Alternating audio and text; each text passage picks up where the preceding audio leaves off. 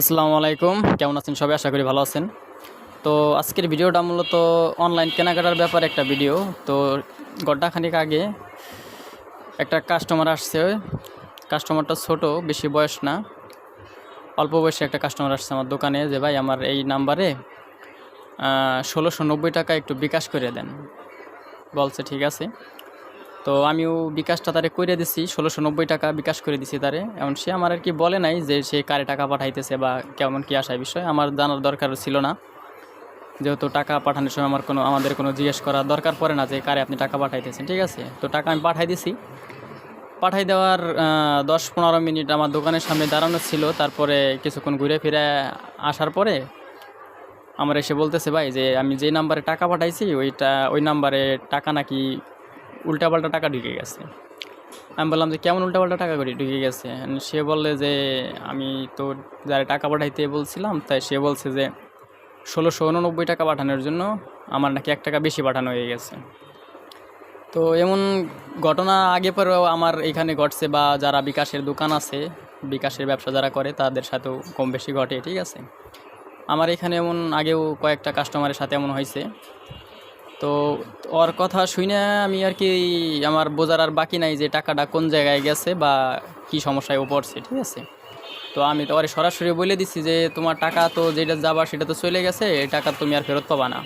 এখন ও তো নাসরবান্দা, ও বলতেছে কি না ভাই টাকাটা আমি ফেরত পাবো, আমার টাকাটা নাকি লক হয়ে গেছে, আমার ১ টাকা আর কি বেশি পাঠানো হয়ে গেছে। আমি বলছি যে ভাই এটা তো আগে পরে আমার সাথে আমার দোকানে আরও অনেকবার ঘটছে, আমি কাস্টমারদের সতর্ক করে বলছিও, তারপরও অনেকেই এটা না বুঝে আর কি করে ফেলে। তাই মূলত বিষয়টা হচ্ছে যে ও একটা ফোন দেখছিল অনলাইনে। ফোনটা হয়েছিল ২,০০০ টাকা দাম, ২,০০০ টাকা দাম, ছোটো একটা কার্ড ফোন হয়তো অর্ডার দিচ্ছিল অনলাইনে, একটা পেজ থেকে আর কি অর্ডার দিচ্ছিল। তো অর্ডার দেওয়ার পরে তারা বলছে যে ১৯০০ টাকা ১৬৯০ টাকা ওরে আগে পাঠাইতে হবে, আর বাদ বাকি টাকা পরে পাঠাইলেও হবে। এখনও তো দেখছে যে এত দামি একটা মোবাইল মাত্র ২,০০০ টাকা আমি পাইতেছি, ও বুঝতে সারা পারে নাই, ঠিক আছে। তাই এই ছিল কাহিনী। তা মূলত এই কাজটা ওরা করছে জানিয়ে শুনেই করছে। এগুলা তো কোনো মোবাইল ব্যবসায়ী বা কোনো ব্যবসায়ী না, এগুলো এই যে আপনার ওয়েলকাম পার্টি যারা বলে, বিকাশ প্রতারক বলা যায় এক কথায়।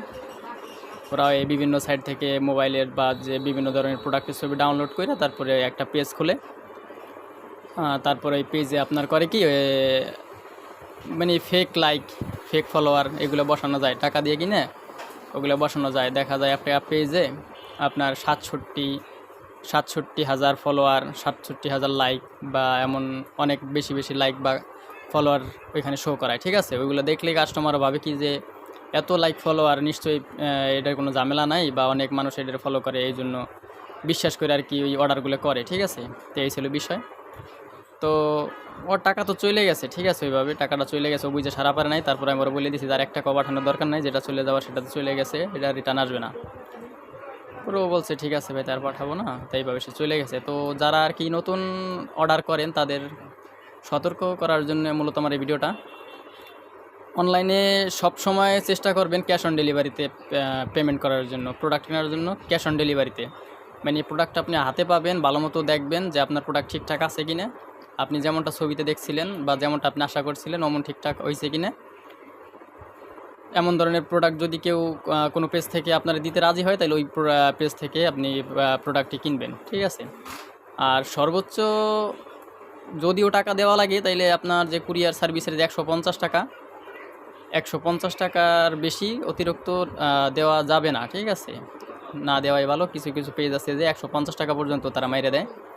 আর তারপর যে কোনো প্রোডাক্ট অর্ডার দেওয়ার সময় অবশ্যই ওই পেজটা অতিরিক্ত পরিমাণে গাইডে থাকবেন যে ওই পেজটায় কতগুলা পোস্ট করা আছে বা কত দিন আগে থেকে পেজটা চালু আছে।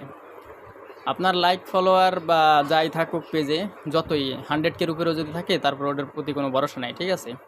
ওই দেখা যায় আপনার 100K ১০০,০০০ বা ৫০,০০০-এর মতন ফলোয়ার থাকলেও আপনি কয়েকটা পেজ যখন নিচের দিকে টান দেবেন, কয়েকটা পোস্ট যখন নিচের দিকে টান দিলে দেখবেন যে আপনার ২-৩ দিন পরে আর কোনো পোস্ট তাদের ওইখানে নাই, ঠিক আছে। এগুলো হলো ফেক পেজ।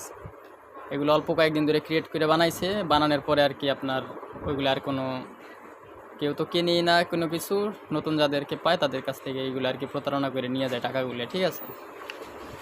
তো ওরা এমনই করে যে আপনার প্রথমে ১৬৯০ টাকা নিবে, বা যাই হোক এটা মানে বেমিলতি একটা অ্যামাউন্ট নেবে 2190 বা এমন একটা অ্যামাউন্ট নেওয়ার পরে আপনারা বলবে যে আপনাকে তো পাঠাইতে বলছিলাম 89 টাকা, আপনি কেন 90 টাকা পাঠাইছেন। সে কিন্তু আপনারা বলে দিছে ওই টাকাটাই পাঠানোর জন্য, আপনিও সেটা ভালো মতো শুনছেন, ঠিক আছে। তারপরে ওরা কথা ঘুরাইয়া বলবে যে আপনাকে পাঠাইতে বলছি 1 টাকা কম, আপনি কেন 1 টাকা বেশি পাঠাইছেন, আপনি আরও 1690 টাকা বা এমন একটা অ্যামাউন্ট পাঠান, তারপরে এই আপনার যে প্রোডাক্টের দাম এটা রেখে বাদ বাকি টাকা আপনার প্রোডাক্টের সাথে ফেরত দিয়ে দেওয়া হবে। কিন্তু এটা আর হয় না, ঠিক আছে। কাস্টমার ওই তার আগের টাকা পাওয়ার কষ্টে মনে করেন যে নতুন করে আবার টাকা পাঠায়, টাকা পাঠাইলে তো টাকাটা আরও বড় অঙ্কের আর কি জমা হয়ে যায়, ঠিক আছে। তেমন একদিকে পাঠাইতে পাঠাইতে দেখা যায় এর আগে একটা কাস্টমার আমার কাছ থেকে 18,500 টাকা পর্যন্ত পাঠাই ফেলাইছিল, ঠিক আছে। তারা মানা করার পরও সে শুনে নাই, সে তার ওই পিছনে টাকার মায়া পড়ে গেছে। তো এই হয়েছিল কথা, ঠিক আছে। কেউ অতিরিক্ত টাকা পাঠাবেন না, পাঠাইলেও 150 টাকার বেশি কেউ অনলাইনে পেমেন্ট করবেন না, ঠিক আছে।